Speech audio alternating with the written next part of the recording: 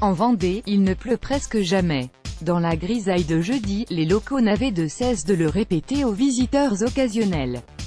Espérons donc que les averses qui ont arrosé le bocage à 100 jours du grand départ du Tour de France ont vidé les nuages et sont un gage de soleil pour le rendez-vous de juillet. Car ce sont des routes détrempées que Thierry Gouvenou, responsable du parcours pour l'épreuve, a présenté jeudi à la petite équipe de journalistes qui l'ont accompagné en Vendée pour reconnaître les premiers jours de la grande boucle. On aura un premier rendez-vous ici avec la présentation des équipes le jeudi soir, annonce Gouvenou en indiquant la place Napoléon, à La Roche-sur-Yon. En ce début de printemps, la ville commence à se parer de ses atours de juillet. Des premières installations au motif du Tour, à l'image d'une 4L jaune surmontée d'une galerie de vélos, sont déjà installées.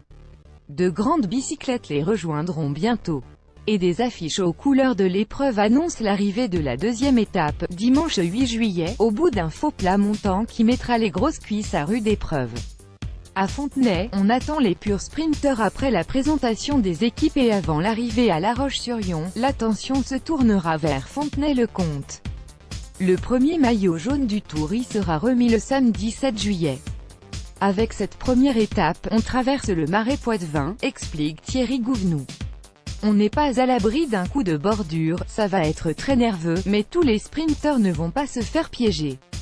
C'est une belle occasion pour eux de prendre le maillot jaune. Sous la grisaille vendéenne, il faut un peu d'imagination pour voir les Kittel, Groenewegen ou Démarre l'emporter en juillet devant environ 50 000 spectateurs.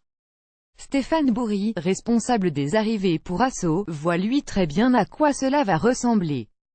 Où sera la ligne? Tu es dessus, s'amuse-t-il, au bout d'une dernière ligne droite de 500 mètres, très légèrement montante et large de 6,5 mètres.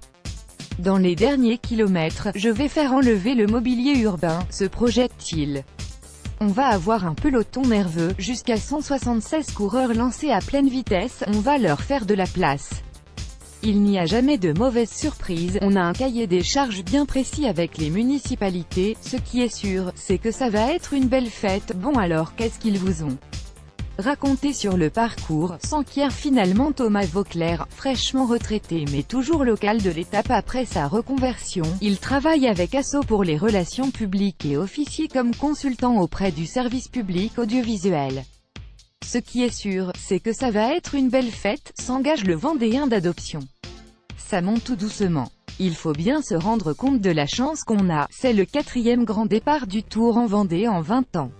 Le rendez-vous est pris, dans 100 jours.